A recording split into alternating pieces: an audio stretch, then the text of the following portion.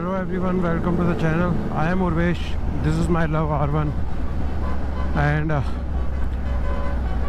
आज की वीडियो जो बेसिकली ये बताने के लिए कई लोगों ने मुझे डीएम करा कि भैया आप अपनी RS ही ज़्यादा क्यों चलाते हो, R1 इतनी क्यों नहीं चलाते हो, उस पर वीडियोस क्यों नहीं बनाते हो, उसको क्यों इतना नहीं निकालते हो। तो मैं बताऊंगा गाइस, प्रॉब्लम ये है इसका कोई सर्विस सेंटर नहीं है।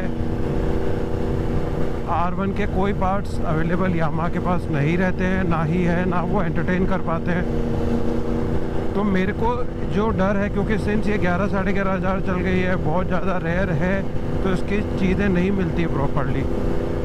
मैं इस गाड़ी को जितना चलाऊंगा, जितना यूज़ करूंगा, and since I live in Ajmer, जो बहुत ही छोटी सिटी है जहाँ रोड इतने वाइड नहीं है, तो ये गाड़ी 12 फर्स्ट गियर में चलेगी, 12 फैन किक इन होगा, इंजन पे स्ट्रेस आएगा क्योंकि इसका इंजन फ्री राइड करने के हिसाब से हाईली कंप्रेस्ड इंजन है।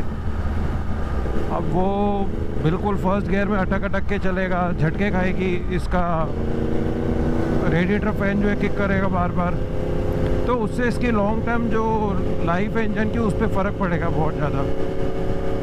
प्लस इसकी जो सिटिंग पोजीशन है वो बहुत अनकंफर्टेबल है, बहुत ट्रैक बेस्ड है। मैंने अभी 32 किलोमीटर चलाए हैं, मेरे पूरे हाथ सूज गए हैं, मेरे जो वो है शोल्डर्स हैं वो पूरे पेन कर रहे हैं, क्योंकि इसकी पोजीशन ही ऐसी है। नेक मेरी पेन कर रही है बहुत ज़्यादा, क्योंकि इसकी पोजीशन है ही ऐसी कि 15, 20, 25 मिनट 1 घंटा ट्रैक का करके एंड यू आर डन।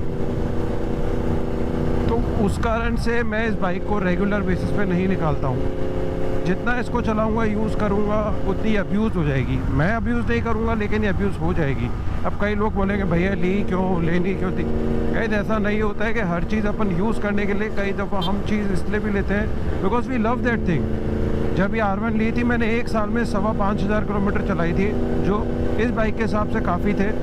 तब टाइम भी था, अब मेरे को टाइम नहीं मिलता है, और अभी मैं जिम चला जाता हूँ या मैं मेरे किसी काम से जाता हूँ, तो RS is easy to ride bike. उसको उठाया, लेके चले गए, राइड पे भी जाना है चले गए। For this bike I have to be mentally prepared क्योंकि बॉडी पे भी स्ट्रेस आता है, बॉडी पे भी लोड आता है। So have to think about in that perspective too. तो अब क्या है कि इस चक्कर में मैं गाड़ी को थोड़ा सा कम निकालता हूँ, थोड़ा के ज़्यादा ही कम निकालता हूँ, और मैं बहुत रेयर ओकेशंस पे या रेयरली इसको चलाता हूँ। I want to preserve this bike. मैं इस बाइक को कभी बेचूंगा नहीं, इसके पार्ट्स मिलते हैं नहीं, हर पार्ट के लिए 4-4 महीना वेट करो, ब्रेक पैड्स तक इसके ईजिली अवेलेबल नहीं हो रहे थे। So have to think twice और thrice before taking it for a ride, और लॉन्ग राइड तो पॉसिबल ही नहीं है। प्लस इसका सस्पेंशन इतना हार्ड है और रोड्स इतने कंडीशन बुरी है कि ज़्यादा मैंने इसको रफ यूज़ करा, सस्पेंशन ख़राब हो जाएगा। ऑल्दो आज तक कभी हुआ नहीं, बट अब हो सकता है, गाड़ी को भी 6 साल होने को वाले हैं। एंड मोस्ट इम्पॉर्टेंट थिंग, ये बाइक चलती है बहुत फास्ट।